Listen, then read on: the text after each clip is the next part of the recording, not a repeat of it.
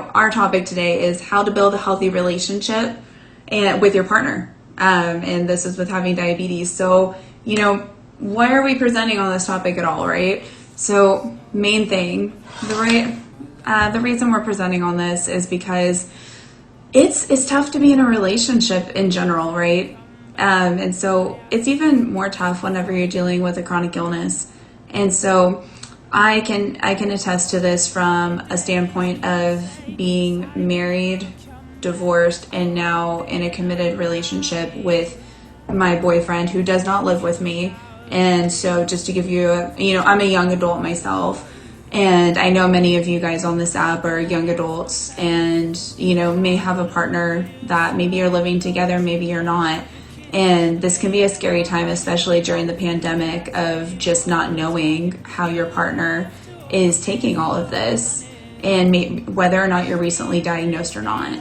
So this is why we're presenting on this topic, because it's tough. It's tough to know. So this is for all partners. So how did I even get this information? So besides the fact that, I'm a professional and I work with a lot of people within the diabetic community and their caregivers, I went ahead and asked my loved ones, I went ahead and asked the caregivers. I wanted to get the caregiver's perspective too, because I can only speak from the perspective of somebody of having diabetes, right?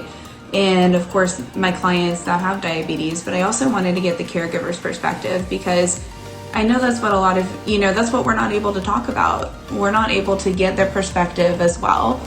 And we're only able to hear about it from their perspective, but we're not able to hear it unfiltered because they're a little scared to talk to us about it. And then we also want some tips and tricks on how to talk to them. So we're going to cover both sides today. And then why does it matter? Because we want to have healthy relationships, right? And healthy relationships don't mean that they're perfect. No relationship is perfect. So let's keep that in mind as we go throughout this whole thing. So I broke this down into the do's and don'ts because I wanted it to be kind of relatable, kind of simple, right?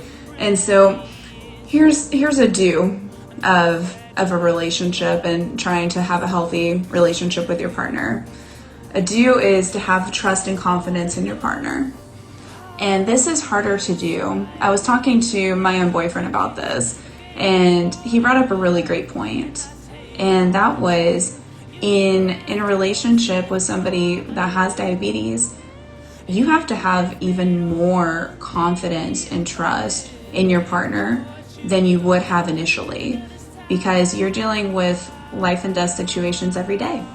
And you want to know that you trust and depend on your partner, to know how to take care of themselves, right?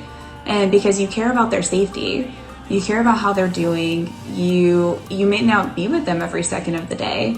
So for instance, during COVID, me and my significant other, Thomas, don't live together. So there were weeks at a time where he doesn't know exactly how I'm doing every day. And that might be the same for some of you. And so I'm not sure of everybody's situations on here, so you guys can tell me if you'd like, but how do you build trust in relationships? What even is trust? And trust is one of those operationally defined words. It means different things to different people. And that's one of the issues with trust, right?